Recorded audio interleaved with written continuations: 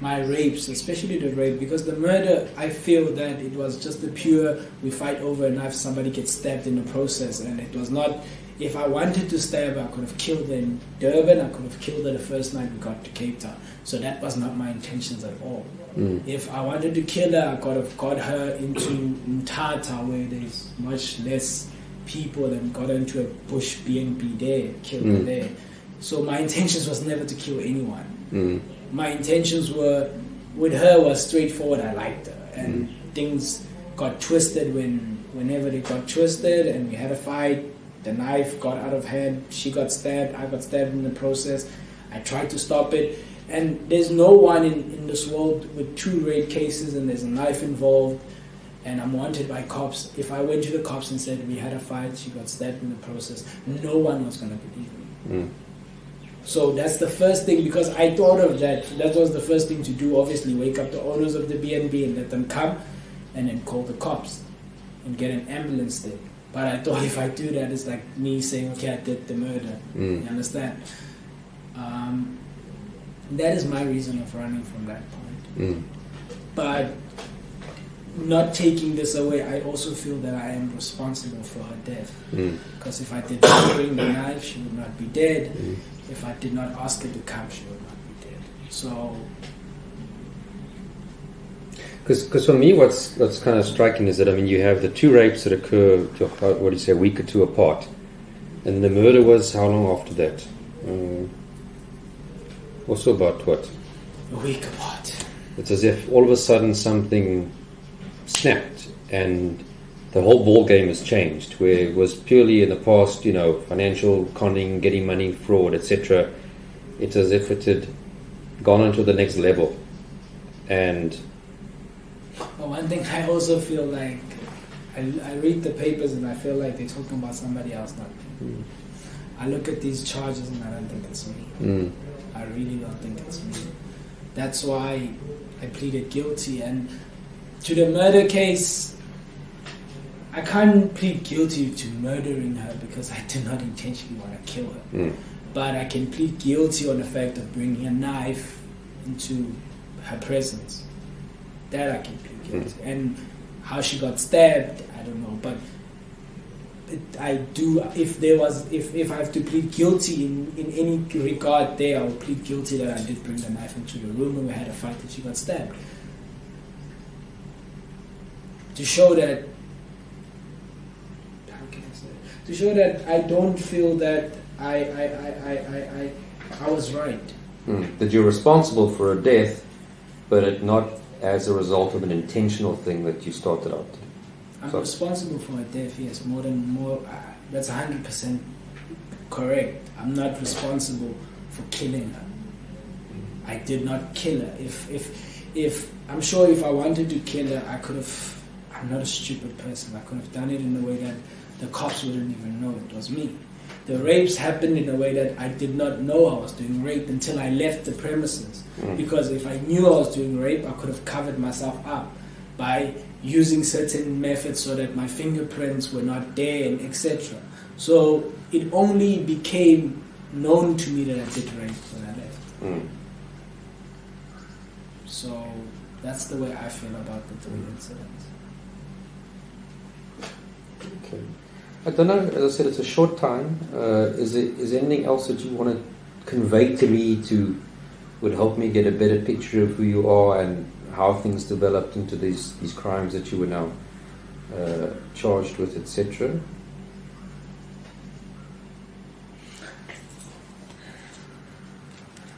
Or you kind of think that for what we've communicated, it kind of gives me a reasonable understanding?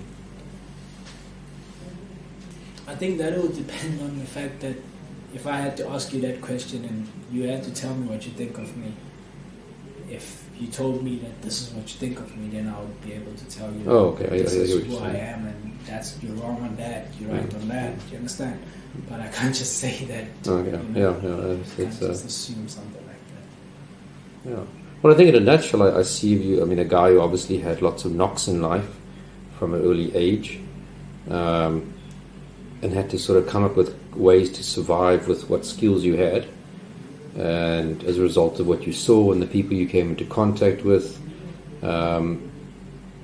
you realized that there are certain ways that you can get people to, as you said, give you money. And it started small, and then as you grow older and came into contact with various people, you realize, but hang on, there's more sophisticated ways or better ways to do these more effectively. And you escalated into this one kind of modus operandi, which was the luring of ladies and then taking their laptops in various forms or their valuables. And it kind of just escalated to even more complex and complicated ways. Whether you knew it was going to end up as it did with the two rapes, etc. I mean, nobody can know that for sure except yourself. And things just kind of got escalated to the point where they did. I mean, whether the death of that lady was an intentional, not intentional. I'm not a mind reader. I can't, I can't go beyond what you said.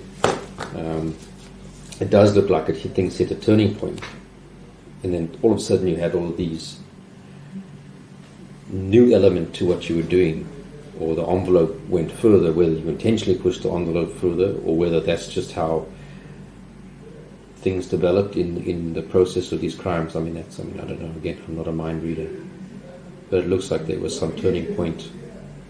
Whether you wanted it to go there or not, I don't know. But like there was a turning point, and either consciously or unconsciously, things escalated to a totally different level, which you perhaps weren't happy with, which is why, as you say, you basically did want to turn yourself in, and ultimately, after you picked up for the other case, called Boyson and said, please, here I am, come get me. Which we obviously appreciate. I mean, thank you for doing that, And thank you, obviously, as I said in the beginning, thank you for pleading guilty. It saves a lot of pain and suffering for these ladies to come and have to obviously go through a court case. So,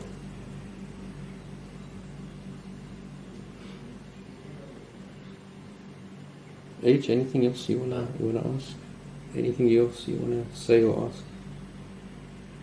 Okay. Well, I am in Durban till Friday, so if there's something else that, for some reason, you wanted to speak to me again, or something that pops into your mind that you wanted to discuss with me that you don't want to discuss with Captain Eva, I am here till Friday, and it's not a problem to. Can I ask you a question? Yes, sure, obviously, yes. Based on that Cape Town case, it's obviously probably my next hurdle in life after pleading guilty here.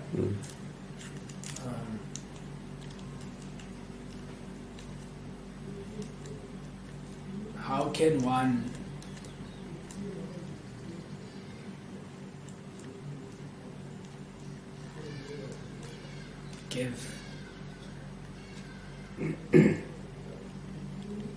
not give justice, because a life is a life,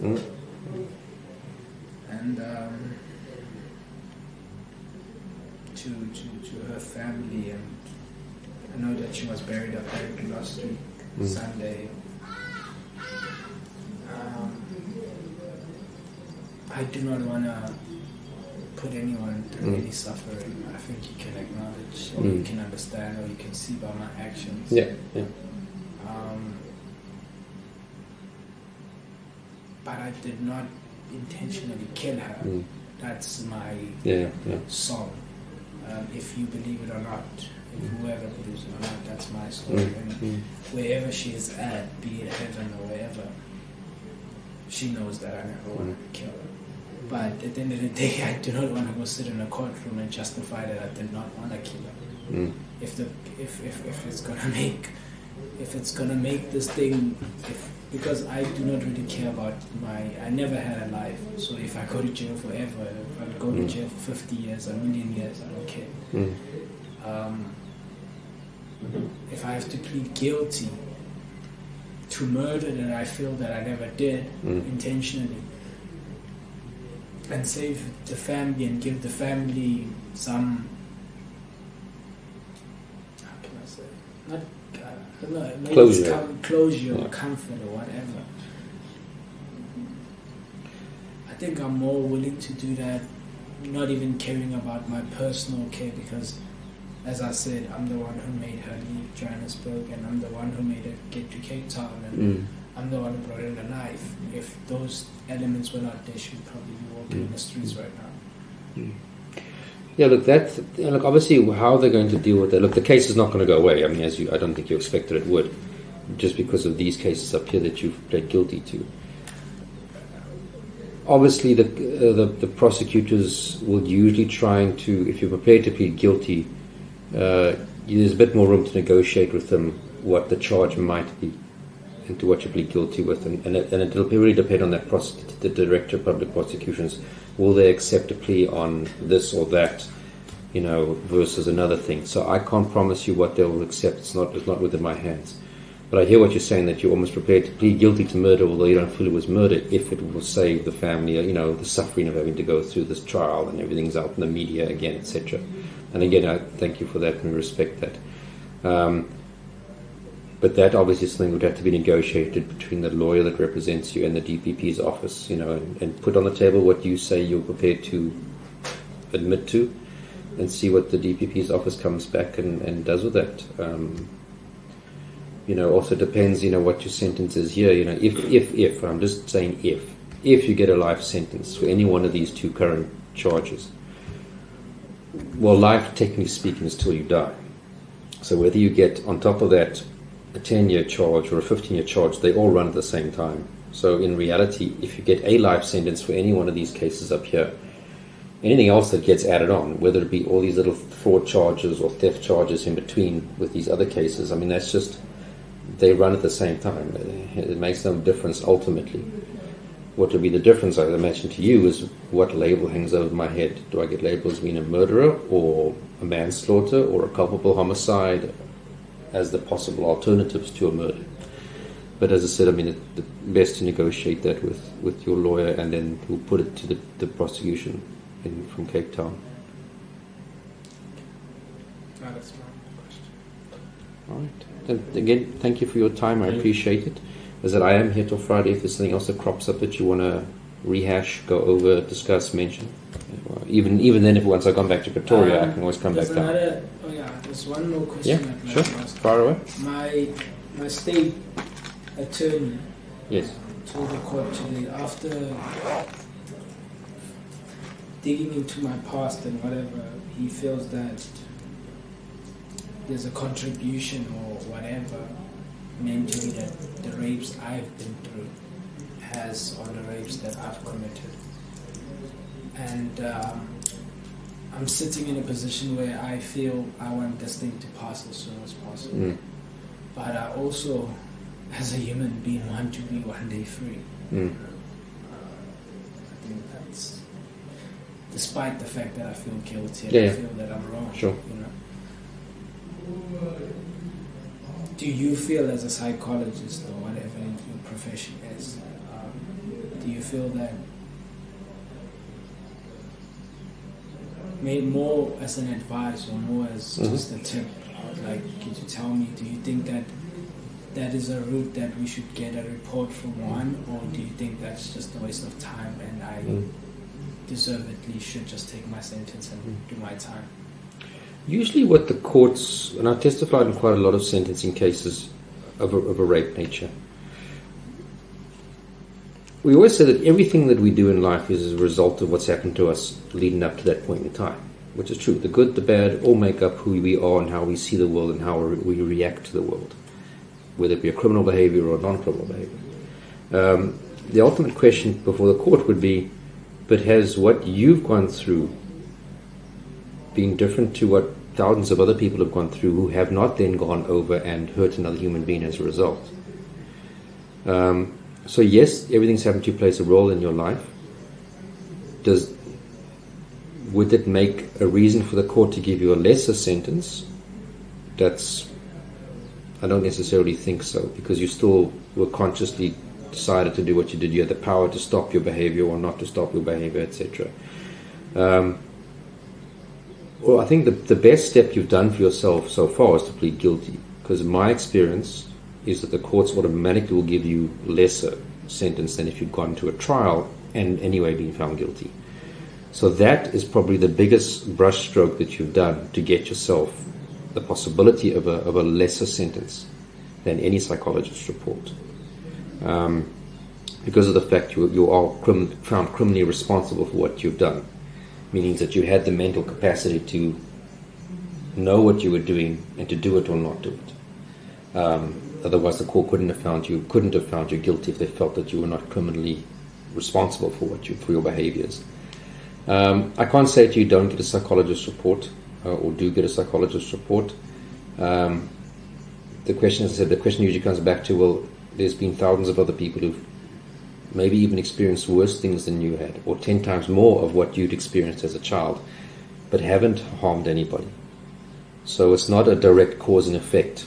If you follow my line of argument, your lawyer has to ultimately follow what you say. They advise you, but ultimately you're the client. And if you say, "Look, drop the report, let me start serving my sentence," and not delay the whole process by 2 or 3 months to get the necessary psychologist report, which the prosecution would have the right to challenge in court in some way or another, and then they might ask me to assist and give them advice, etc., or to also compile a report.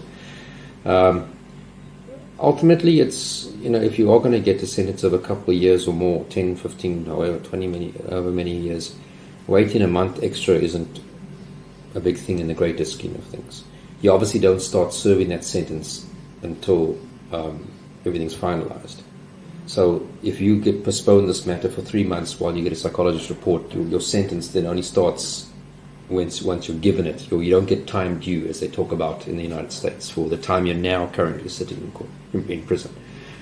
So I don't know if I've answered your question. I think hopefully I've just given you different perspectives on that question.